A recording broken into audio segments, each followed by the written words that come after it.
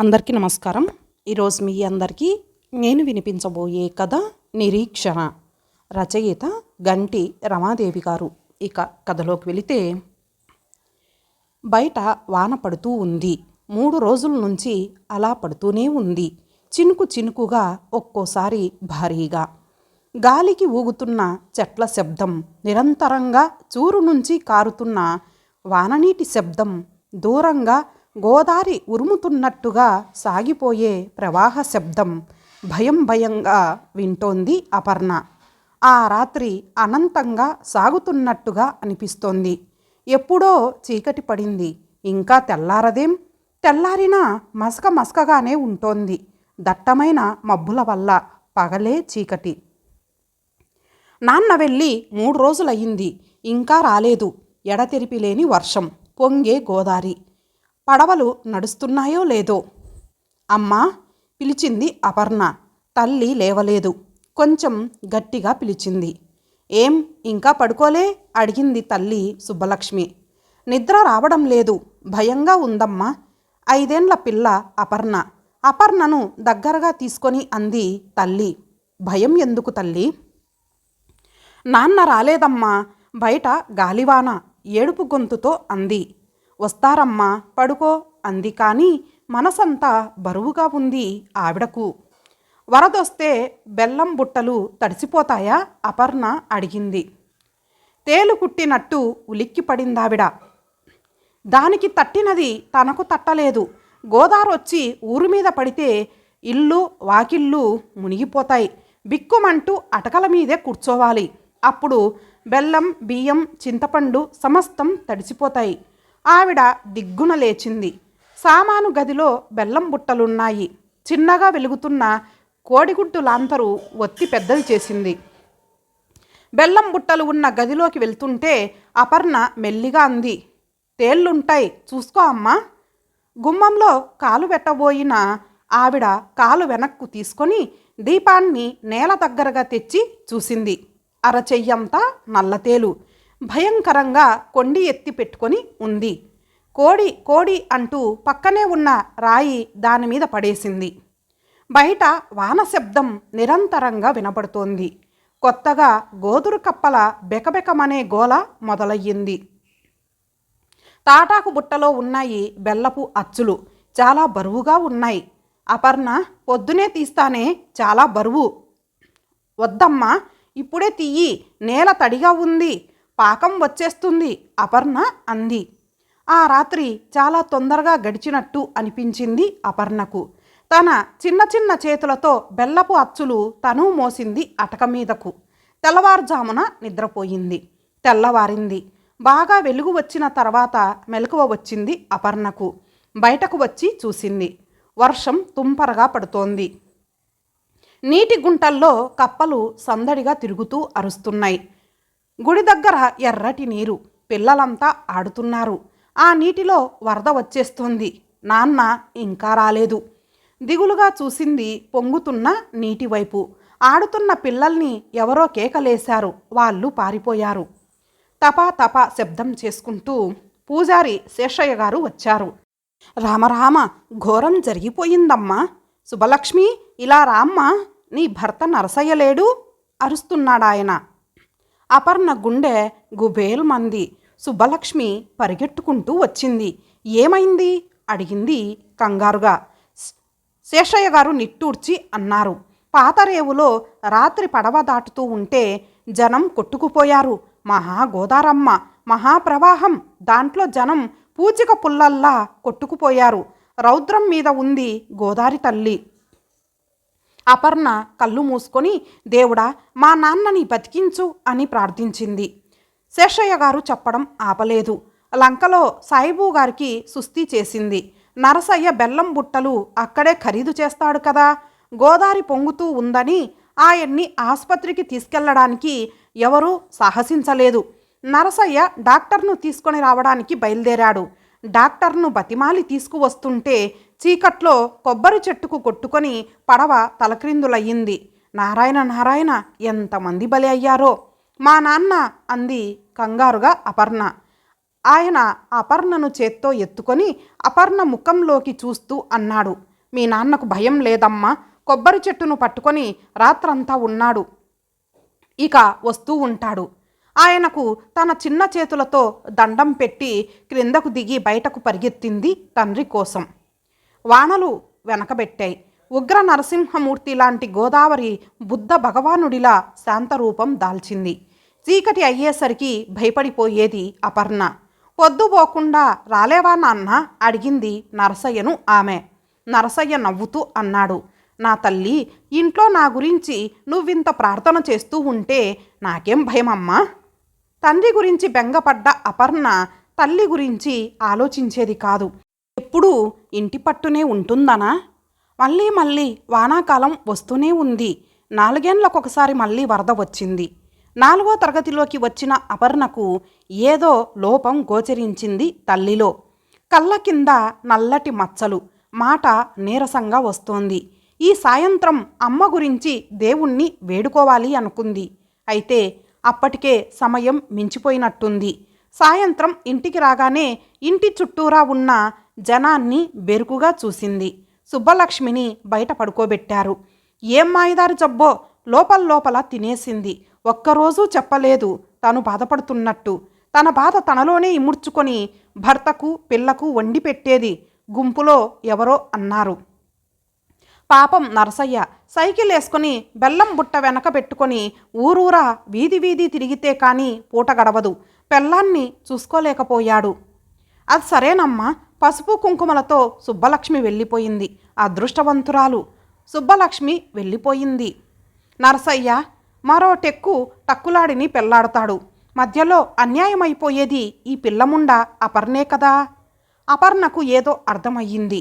ఏదో అనర్థం జరిగినట్టు అర్థమైంది. అమ్మ తను చిన్నపిల్లనని చూడకుండా ఏమే అపర్ణ అంటూ తన సలహా తీసుకునేది. తన జబ్బు విషయంలో తీసుకోలేదేం? దుఃఖం వెల్లువలా ముంచుకొచ్చింది. అమ్మా అని అరుస్తూ తల్లి మీద పడింది. లేమ్మా లే, నీ కర్మ ఇట్లా కాలింది. ఆ సవతి తల్లితో ఏ అవస్థలు పడాలో పిచ్చి తల్లి. ఎవరో అపర్ణను లేవదీశారు. నారాయణ నారాయణ అంటూ సుబ్బలక్ష్మి అంతిమయాత్ర సాగిపోయింది. 10 రోజుల కర్మకాండ తరువాత వచ్చిన వాళ్ళంతా వెళ్ళారు. స్కూల్ నుంచి వచ్చిన తర్వాత చేతనైన వంట చేసి బిక్కుబిక్కుమంటూ ఉండేది అపర్ణ. ఎవరి జీవయాత్రలో వారు వ్యవధి లేని పరిస్థితి. ఒంటరి అపర్ణది దీర్ఘ నిరీక్షణ తండ్రి రాక కోసం. అపర్ణ పుట్టినప్పుడు వేసిన గంగా బోండాల కొబ్బరి చెట్టు గుణగుణా ఎదిగింది. దాని ప్రక్కన వేసిన పునాస మామిడి గుబురుగా పెరిగింది, మొగ్గ తొడిగింది. కట్టవలో వేసిన గుత్తి సంపంగి విరగబూసి గుప్పున సువాసనలు వెదజల్లింది. అపర్ణ విరగబూసిన మల్లె పొదలా కలకలలాడుతోంది. నల్లటి వంకీల జుట్టు, నూనుగు మీసం, వచ్చిరాని గడ్డం కృష్ణమూర్తిది. పక్కింటి కృష్ణమూర్తి అపర్ణకు సాయంగా ఉండేవాడు. శక్తి ఉడిగిన నరసయ్య బెల్లపు బుట్ట సైకిల్ మీద పెట్టుకొని ఊరూరా తిరగడం మానలేదు. జీవన భృతి వలయంలో ఆది లేదు, అంతమూ లేదు. అదో గమ్యం లేని యాత్ర. ఒరే కృష్ణమూర్తి, స్కూలు ఫైనల్ పాస్ అయ్యావుగా, ఏం చేస్తావురా? అపర్ణ అడిగింది కృష్ణమూర్తిని. లారీ డ్రైవర్ అవుతాను అన్నాడు కృష్ణమూర్తి. ఛ డ్రైవర్వా, ఏదైనా ఆఫీసులో ఉద్యోగం చూసుకోకూడదు అంది అపర్ణ. నువ్వు చదివావుగా 8 వరకు, నువ్వు ఉద్యోగం చెయ్యొచ్చుగా. అవునన్నట్టు లారీ డ్రైవర్ను పెళ్లాడవా అడిగాడు కృష్ణమూర్తి. అపర్ణ బుగ్గలు ఒక్కసారి అరుణవర్ణానికి తిరిగాయి. కృష్ణమూర్తి మాటల్లోని అంతరార్థం తెలియగానే. పుట్టి పెరిగి కొద్ది రోజుల్లో ఎండిపోయే గడ్డిపువ్వు కాదు, భూమికి జానెడుగా ఉంటూ నెమ్మదిగా వేళ్ళూని కొమ్మలేసి మానువేసి పూత పూసే గున్నమావిలాంటిది వారిద్దరి ఆ పల్లె ప్రేమ. ఒరే కృష్ణమూర్తి అనడానికి నోరు రాలేదు అపర్ణకు. కృష్ణమూర్తి ఏదో కొత్తగా కనిపిస్తున్నాడు అపర్ణకు. కృష్ణమూర్తి సహచర్యం తనకు జీవితాంతం ఉండాలి. రేపే నేను బయలుదేరి గుంటూరు వెళ్ళాలి. అక్కడ డ్రైవింగ్ నేర్చుకొని పనిలో ప్రవేశించాలి. ముందు క్లీనర్గా జీతం లేకుండా 1 సంవత్సరం చెయ్యాలి. ఆ తర్వాత రేపు రేవుకు వస్తావా? కృష్ణమూర్తి గొంతులో విషాదపు జీర. ఇద్దరి మనసుల్లో ఎడబాటు భావన బరువుగా ఉంది. కృష్ణమూర్తి అపర్ణ అరచేయి తన చేతిలోకి తీసుకున్నాడు. ఇది వరకు ఎన్నోసార్లు అపర్ణను ముట్టుకున్నాడు కృష్ణమూర్తి. ఏ భావమూ లేదప్పుడు. ఇప్పుడు కన్నీటి వేడి చేతుల మీద ఆమెను తడుపుతోంది, కరిగిస్తోంది. నా కోసం చూస్తూ ఉండు. డ్రైవర్ ఉద్యోగం ఖాయం కాగానే నిన్ను నాదాన్ని చేసుకుంటాను అన్నాడు. గబుక్కున తల ప్రక్కకి తిప్పి వెళ్ళిపోయాడు. మర్నాడు తెల్లవారుతుండగానే కృష్ణమూర్తి పడవ ఎక్కాడు. దూరం నుంచి చూసింది అపర్ణ. కృష్ణమూర్తి కళ్ళు ఆమెను వెతుకుతూనే ఉన్నాయి. శాంత గోదారిలో పడవ మెల్లిగా కదిలింది. పడవ తెరచాపలో గాలి నిండగానే చుక్కాని పట్టుకొని పడవ సరంగు కూని రాగపు పాట మొదలుపెట్టాడు. చాలాసేపటి వరకు ఆ పాట గాలిలో తేలుతూ అపర్ణ చెవులకు సోకుతూనే ఉంది. మరచిపోలేని ఆ పాట గుండె నరాలను తెంపేసే అశ్రుగీతం. అలా కృష్ణమూర్తి వెళ్ళిపోయాడు. రోజు ఏటి ఒడ్డుకు వెళ్ళి చూసేది అపర్ణ. ఈ పడవలోనైనా దిగుతాడా కృష్ణమూర్తి? అంతులేని నిరీక్షణ అది ప్రేమికుడి కోసం. చలికి చిక్కిపోయిన గోదారి వచ్చే వసంతం గ్రీష్మాలకి భయపడుతూ చూస్తున్న వేళ, గహనాంతరాల నుండి అమృతపు బిందువు లాంటి శీతల జలబిందువు కోసం సుదీర్ఘ నిరీక్షణ ప్రారంభించిన వేళ, సైకిళ్ల మీద నలుగురు నరసయ్య ఇంటికి వచ్చారు. గ్లాస్కో పంచెలు, సిల్కు లాల్చీ వేసుకున్న ఓ మనిషి బిడియపడుతూ లోపలకు వచ్చాడు.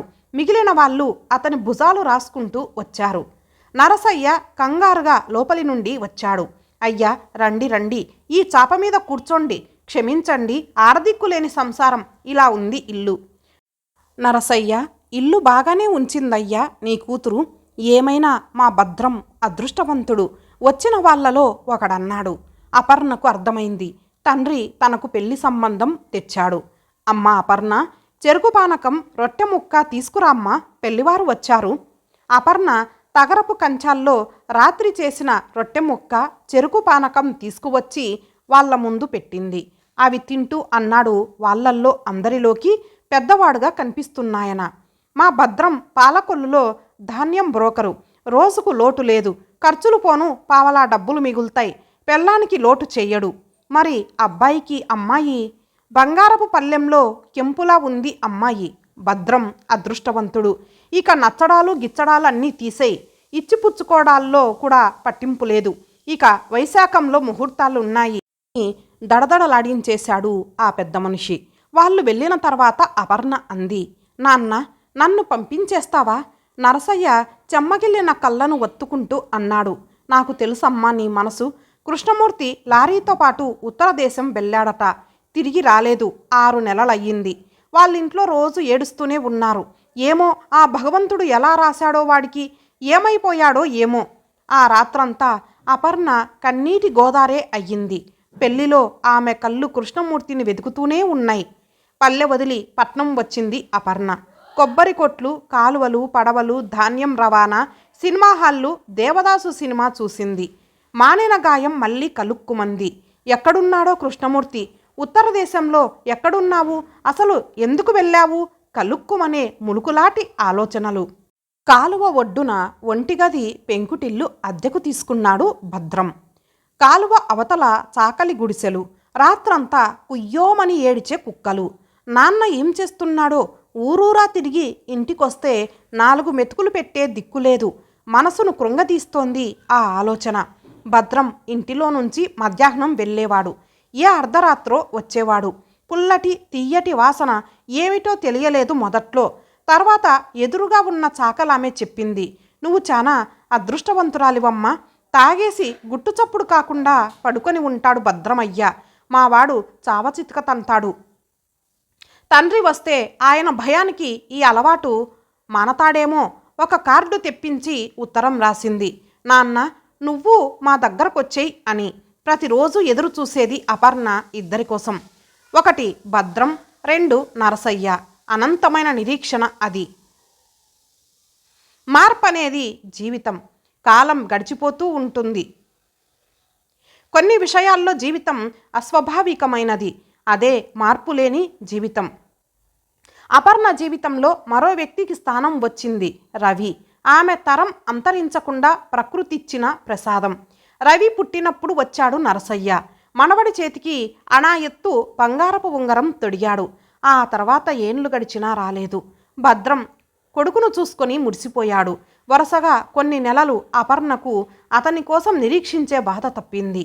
ప్రతిరోజు రాత్రి 9 లోపలే ఇంటికి వచ్చేవాడు కొడుకుతో ఆడుకోవడానికి. అది కొద్ది నెలలే. సంవత్సరం గడిచి రవి పుట్టినరోజు పండగ వస్తుందనుకునే టైంలో పెద్ద జబ్బు చేసింది వాడికి. భద్రం ఇంటి దగ్గర ఉండేవాడు కాదు. మూసిన కన్ను తెరవని రవిని రాత్రంతా కంటి మీద కునుకు లేకుండా చూస్తూ ఉండేది. భద్రం ఎప్పుడో వచ్చి మాటామంతి లేకుండా పడుకునేవాడు. ఒక జబ్బు తగ్గితే మరో జబ్బు వచ్చేది రవికి. రాత్రంతా మెలకువగా ఉండి ధర్మాసుపత్రి బెంచి మీద తన వంతు వచ్చే వరకు కునికిపాట్లు పడుతూ ఉండేది. మార్పు లేని జీవిత చక్రం తిరుగుతూనే ఉంది. రవి స్కూల్లో చేరాడు. Government school. నరసయ్యకు జబ్బు చేసింది. అపర్ణ తనింటికి తీసుకువచ్చింది. నింగి నేల నిద్రపోయినా, వీధివాడ నిద్రపోయినా నరసయ్యను కనిపెట్టుకొని ఉండేది. నరసయ్య మామూలుగా తిరగడానికి కొన్ని నెలలు పట్టింది. రవి ఎలిమెంటరీ స్కూల్ నుండి మిడిల్ స్కూల్ వరకు వచ్చాడు. స్కూలు వదిలిన తర్వాత ఇంటికి వచ్చేవాడు కాదు. రాత్రి 8 అయిపోయేది. బాబు రవి, స్కూలు వదిలి అందరూ ఇంటికి వచ్చేస్తున్నారు, మరీ రాత్రి వరకు ఎదురు చూస్తున్నాన్రా అంది అపర్ణ ఓ రోజు. లైబ్రరీలో పుస్తకాలు చదువుకుంటానమ్మా, అవి కొనాలంటే ఖరీదు అనేవాడు. స్కూలు వదిలి కాలేజీకి వచ్చేసరికి రవి రాక కోసం ఎక్కువసేపు ఎదురుచూపులు చూడాల్సి వచ్చేది. కొడుకు కోసం కన్నపేగు నిరీక్షణ అది. ఏం చాదస్తమమ్మా నీది, ఎందుకు ఎదురు చూడడం, నేనేం చిన్నపిల్లాడినా అనేవాడు. నా భయం నాది నాన్న, తొందరగా ఇంటికొచ్చేయి.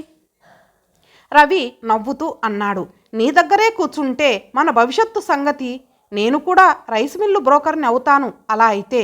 అపర్ణ వింతగా చూసి అంది, ఏం చేస్తావురా మరి, కలెక్టర్ అవుతావా, జడ్జి అవుతావా, మన తాహత్ ఏమిటిరా? అవన్నీ పాతమాటలమ్మా, నేను అమెరికా వెళ్తాను, నిన్ను పాలరాతి ఇంట్లో ఉంచుతా, ఎండకి ఎండే వానకి తడిసే కృషించే ఈ శరీరాన్ని ఎయిర్ కండిషన్డ్ భవంతిలో ప్రవేశపెడతా. అయోమయంగా చూసింది అపర్ణ. ప్రచండ భానుడు వన్నె తగ్గి పశ్చిమ దిక్కుగా ప్రయాణం సాగిస్తాడు. కెంపులు పూసే చెక్కిళ్ళు వాడిన పూలుంచిన పల్లెంలా తయారవుతుంది. నల్లటి సిల్కు దారాల కురులు తెల్లబడి వెలవెలాపోతాయి. అయినా మనిషి ఆశలో మార్పుండదు. మనిషి దృష్టిలో భవిష్యత్తు అనంతం. దాంతోపాటు తను ఉంటాడు, ప్రయాణిస్తాడు. ఆశ కాదు, అత్యాశ. అపర్ణ కళ్ళజోడు సవరించుకుంటూ ఆకుపచ్చని ఆ కార్డు చేతిలోకి తీసుకుంది. రవి దగ్గరకు తీసుకువెళ్లే కార్డు అది. అపర్ణ రవి దగ్గరకు వెళుతూ ఉంది. రవి సహచరుడు ఒకడు తిరిగి వెళ్తుంటే అతనితో వెళ్తూ ఉంది.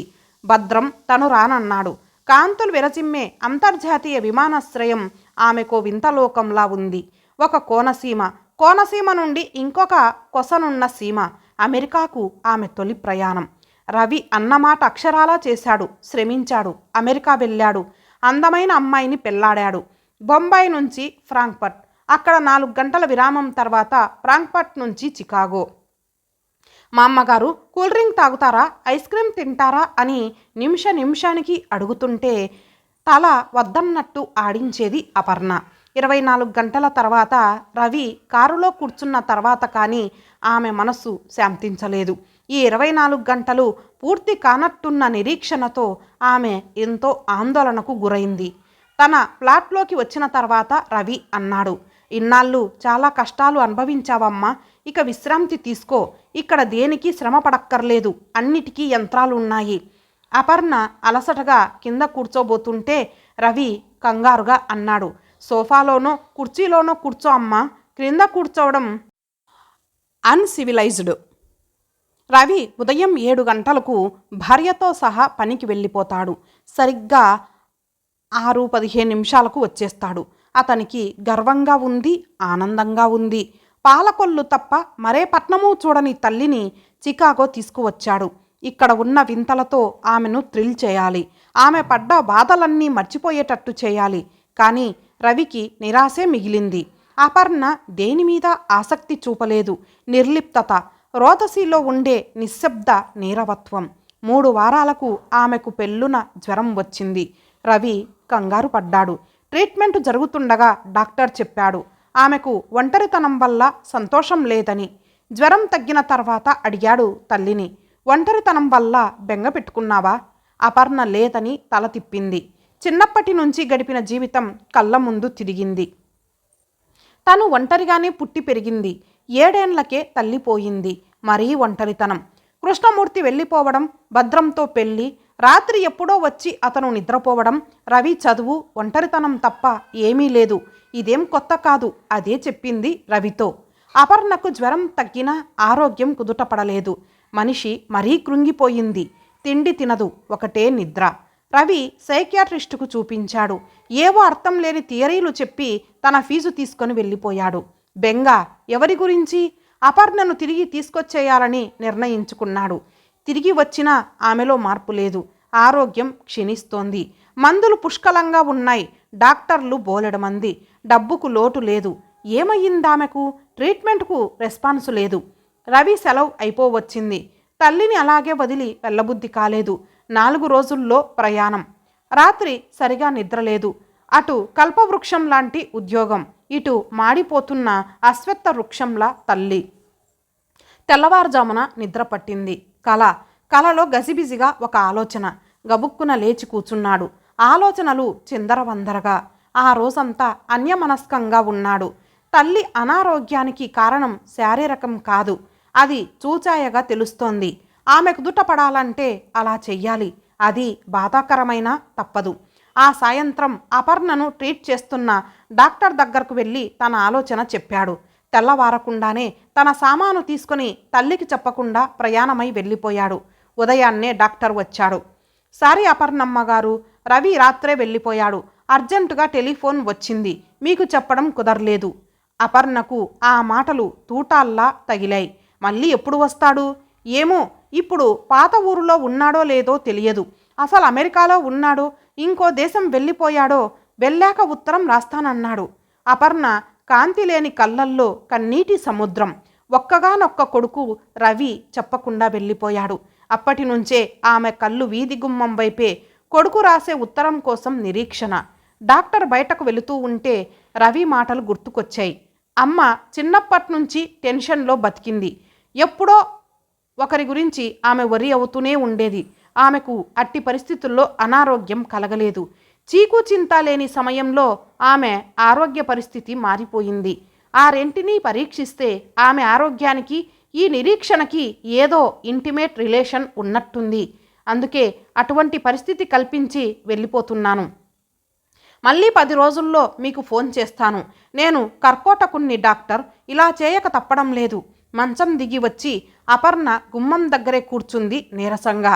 రవి అనాలసిస్ ఆఫ్ అపర్ణ కరెక్టా కాదా అన్నది కాలమే నిర్ణయిస్తుంది.